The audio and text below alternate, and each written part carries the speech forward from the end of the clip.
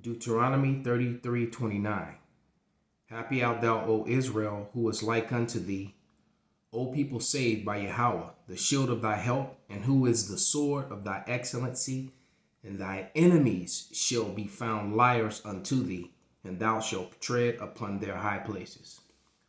Call halal Yahweh Bashem Yahushai, Bashem Rakakwadash. Double honors unto the apostles and the elders. Salutations to all my fellow laborers that do this work in truth and sincerity, risking their lives and their freedom to do so, now more so than ever. To the scattered elect that are scattered around the four corners of the earth, to be like unto the speckled bird, the Israelite foreigners, and to the Akwath that are listening and learning to you, I say Shalom. This is your brother Malcolm coming at you with another lesson in truth. All right, there was an event that took place supposedly on the East Coast in Philly. Let's see if we can pull this up because there was quite a few articles about it.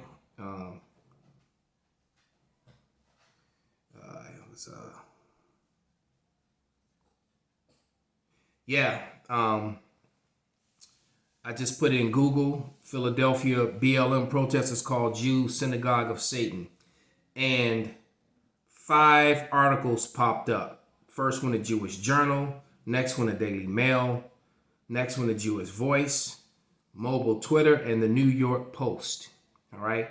And this is going to be about controlled narrative, or controlling the narrative. All right. As a matter of fact, let's look that word narrative up. All right. And I actually wrote down a definition, and this is just was a Google definition. I didn't go deep with it, but it says a spoken or written account connecting or of connected events, a story. All right. Now, control. Determine the behavior or supervise the running of. Definition number 2. Maintain influence or authority over. See, that's the mainstream media, because they're telling us a story that's completely fabricated because it's controlled. They're maintaining the authority over it because they're like I said, they're found to be liars, because it isn't. First of all, any person that is a Hebrew Israelite that is claiming their Israelite heritage and doing the work of the Lord would never, true men of the Lord would never support BLM. BLM is not for the Israelites. BLM is for the alphabet lifestyle and the black women, so-called black women that are involved in it, and those that support them in that sort of lifestyle. It is not for the people. As a matter of fact, BLM is against the patriarchy of the biblical patriarchy of the family, biblical patriarchy of the Bible, which is the husband over the wife, and ruling over your family in righteousness according to the laws of the Bible. They are totally against that. Therefore, for woman equal to the man, woman above the man, woman and woman. So there's no, and then second of all, BLM is about 95% white people, and then they label it Black Lives Matter, all right? But it's linked up with Antifa, which are both, like in my book, they are terroristic type. They're no different from these white militias and these white supremacist groups, all right? Which has been labeled to be the most dangerous groups in America, the biggest threat to a national security in America, a white supremacist group, according to their own records. But somehow they're trying to tie the Hebrew Israelites to this movement, all right? And they're just being found to be liars, all right? And controlling the narrative. Matter of fact, let's read those again. Let's start with control. The second definition: maintain influence or authority over. That's the mainstream media, because they're not telling you a story. What they're doing is they're maintaining influence and authority over. They're influencing the mindset of the people by giving them a described or scripted set of information. All right. So let's open up one of these articles.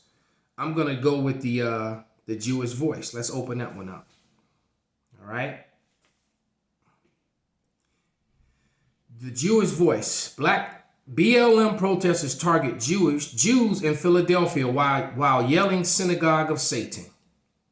Protesters confront police during a march Tuesday, October 27, 2020 in Philadelphia. Hundreds of demonstrators marched in West Philadelphia over the death of Walter Wallace, a black man. See, that's that false control narrative. When you look at Walter Wallace's image, and I've seen him, he's brown. His flesh is brown. His skin is not black. Remember, the whole black and white narratives are false. Those are false narratives, social constructs created by the wicked, created by Esau, Edom, who was the ruling class people on the earth, headed up by Amalek, who are the Ishis. All right, because people are different shades of brown and different shades of red. There is no such thing as a white person or a black person. Here's a white piece of paper. All right, a receipt. Okay, see, a white, what do you call these cards? Index card. There's no such thing as white. There's no such thing as black. Those are social constructs. That's that controlling the narrative again. All right, it says a so-called black man who was killed by police in Philadelphia on Monday. Police shot and killed 27-year-old Philadelphia street after yelling at him to drop a knife. And so let's just get right to it. A video of the confrontation shows several Jewish men wearing traditional head coverings, yarmulkes, or kippur, being confronted by demonstrators. At the start of the video, a voice heard taunted the man, calling them Amalek, because, wow, a biblically based cursed nation, which they are, and according to the Bible, they will be the ruling class people who rules the world today. All right? And that's exactly who they are. So, and so nobody that's into their Hebrew nationality is going to be at a BLM march, because we don't support that. So this is a complete and total lie. See, they're trying to connect. What they're trying to do is demonize the Hebrew Israelites. Point blank, period. That's what they're trying to do, and trying to connect us. They failed to connect us to the Muslim thing. They can't. We're so against all that. We're completely against Islam, 144%. Right? We're against BLM and Antifa, 144%. So these are all just lies. All right. It says, another explains that they're there to show support and solidarity for the protest. After some cross voices heard, ordering them to leave. Let's walk, get the fuck out. A rioter in a hoodie and a hockey mask shoves one of the Jewish men. So this sounds like a bad script from a movie. All right. The voice behind the camera taunts them with a second reference of Revelation 2:9. You know, it's amazing how they heard all these details in the midst of a riot with all that noise. This is very detailed information that several Jewish people all heard the same thing in the midst of a crowd all yelling. And when you're listening to those riots, unless you're the person speaking on the microphone, unless the person on the I forget what you call that thing that they speak into, that they yell into. How can you pick all that information out? So this is all hearsay. All right. Actually, that's enough on that. This is, it says, let me read this part. Black Lives Matter protests and riots have been associated with anti-Semitism on several occasions. So let's go to that word anti-Semitism from the Britannica, because I actually, encyclopedia, 1986. And I'm going to see if I can actually put this in focus on the camera.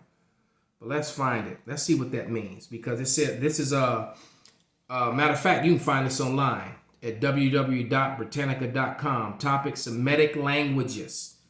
And here's and see if we can get that into focus and read it through the camera. All right. Semitic languages. David Teston. Author of Parallels in Semitic Linguistics, the development of Arabic law-related Semitic particles. Semitic languages that form the branch of Afro, you hear that? Afro-language phylum. Members of the Semitic group are spread throughout North Africa, Southwest Asia, and preeminent roles in linguistics and cultural landscape of the Middle East for more than 4,000 years. Now remember, the Middle East is a direction, not a place. It was called that by the British Columbia Trading Company because it was midway. Israel was literally like midway between Britain and India doing their trade deals. That's how it got that name. It's never referred to that in the Bible. You won't find the Bible. You won't hear Middle East in the Bible. All right. Where's the Middle West? All right. There's no such. Once again, controlling the narratives. And it said the Semitic language was Afro-based. All right. What are we always telling you? What is the description of the Jews? According to the Bible. And this is just them being caught up as lies. As a matter of fact, it reminds me of the story of Bel and the Dragon. So let's read some of that. This is Bel and the Dragon. I'm going to start at verse 3. And it says, Now the Babylonians had an idol called Bel, and that were spent upon him every day 12 great measures of fine flour and 40 sheep and 6 vessels of wine. And the king worshipped it and went daily to adore it, but Daniel worshipped his own God, his own power, which is Yahweh. All right. And the king said unto him, Why dost thou not worship Bel? Who answered and said, Because I may not worship the idols made with hands, but the living God who have created the heaven and the earth and have sovereignty over all flesh. That's our power, not the issues. They worship the Talmud. All right. The Talmud is the basis of their religion, of their belief, not the Bible. The Bible is against any other book. It's why is no one ever questioning or bringing that fact up? All right. And we just proved that the Semitic languages were based on people of color in North Africa and different parts of the so-called Middle East. All right. Afro. Okay. It says, Then the king said unto him, Thinkest thou not that Bel is a living God? Seest thou how much he eateth and drinketh every day? And this is the simplicity of the other nations, man. Like it says in Psalms 96 and 5, roughly paraphrased, the idols of the nations, the gods of the other nations are idols, man. All right. Daniel smiled and said, basically, he was like, You dumbass. He smiled and he said, O king, be not deceived, for this is but clay within brass without, and did not ever eat or drink. Jumping down to verse 10. Now the priests of Bel were 70, besides their wives and children, and the king went with Daniel into the temple of Bel. So the priest said, Lo, we go out, but thou, O king, set the meat and make it ready in the wine, and shut the door fast, and seal it with thine own signet. So so he shut the door when all the priests left out. He shut the door. All right. On the table, and then they made a privy, but hold on, it says, and they regarded it little, for under they had made a privy interest, whereby they entered in continually and consumed those things. All right. So when they were gone forth, the king set meat before Bel. Now Daniel and commanded his servants to bring ashes and those that were showed throughout all the temple in the presence of the king alone, and went out and shut the door and sealed it with the king's signet, and so departed. Now in the night came the priests with their wives and children, as they were wont to do, and did eat and drink up all. And the morning betime the king arose, and Daniel with him. And the king said unto Daniel, Are the seals whole? And he said, Yea, O king, they be whole. And as soon as they had opened the door, the king looked upon the table and cried with a loud voice, Great art thou, O Bel, with thee is no deceit at all. Then Daniel laughed and held the king that he should not go in, and said, Behold, now the pavement and the marks of those footsteps. And the king said, I see the footsteps of men, women, and children. And then the king was angry, because the king realized that he was being stupid. He was believing in clay. All right. It was just hardened clay with metal around it. All right. And he took the priests and their wives and their children, and who showed him the privy doors. And when they came in, consumed such the meals that were upon the table. All right. Therefore the king slew them and delivered Bel and into Daniel's power, who destroyed him and his temple. So the Lord killed the priests and their families, man, and their children. Right? And that's what's going to happen to the cursed people of Amalek, the real ones, which Christianity teach Amalek is done away with. But the scripture says that the Lord would have, roughly paraphrase, war with Amalek from generation to generation. All right. And they also lied when they said that these people were calling them the synagogue of Satan. No, the Lord called you, the God of the Bible called you the synagogue of Satan. All right. For it is written. Who is this talking about? All right. Will one of you please explain that? Okay. This is Revelation.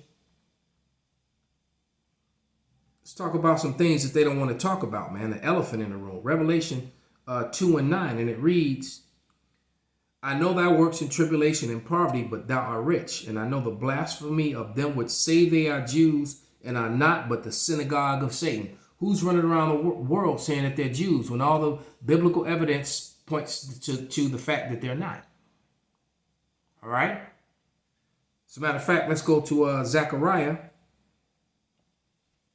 Let's go to the book of Zechariah 9:6. All right. And it reads, and a bastard shall dwell in Ashdod, and I will cut off the pride of the Philistines. All right. Ashdod is near the port city of Tel Aviv, Israel. The Bible prophesied that a bastard would dwell there. And bastard meaning false, fraudulent, or phony.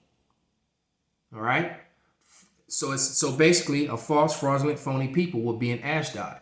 That's a prophecy. All right. See, they don't like to deal with prophecy. When you bring up prophecy, obviously, so the Bible is hate speech. So the Bible is anti-Semitic. Is that what you're saying? Is that what this means? Because you said these people said that they were quoting the Bible, that Christian. See, there's that war between the Christians and the Jews and the Jewish people, man. That's the issue between them.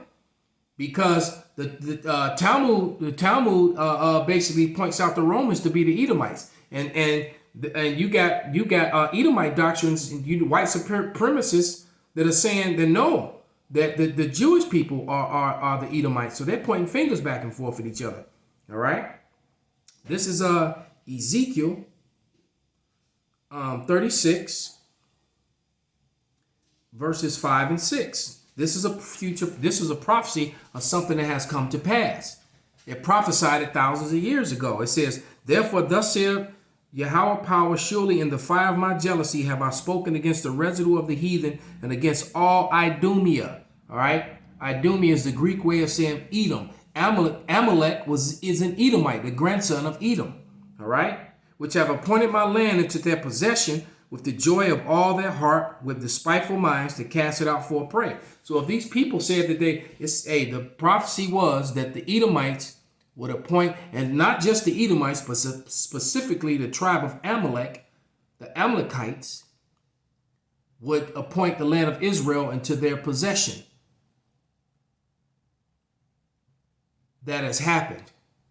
So everything that they accuse these people of is something that the Bible says. Christians, all right, Orthodox, Jewish people, the Bible says this. All right. Verse 6. Prophesy therefore concerning the land of Israel, and say unto the mountains and the hills, and to the rivers and the valleys, thus saith Yahweh power, behold, I have spoken in my jealousy and in my fury, because I have borne the shame of the heathen. So, Habakkuk 2:16. You've been running around telling all these lies, and now shameful spewing is upon your glory. That's what's going on. And that's the end of that lesson, and why it's on my spirit. To the brothers Zarek or Zarek S. I won't say your whole name. I refunded your money. That was a large sum of money, and I couldn't justify that, brother. The water though, and if you're tithing, you tithe to the elders. A priest offering, a love offering, I will accept. But if you're tithing, you tithe to the elders of the great millstone, to the apostles and the elders. All right. So with that, all praise, glory, and honor be unto Yahweh Bashem Shai, from Yah to Wabba, man, and the water.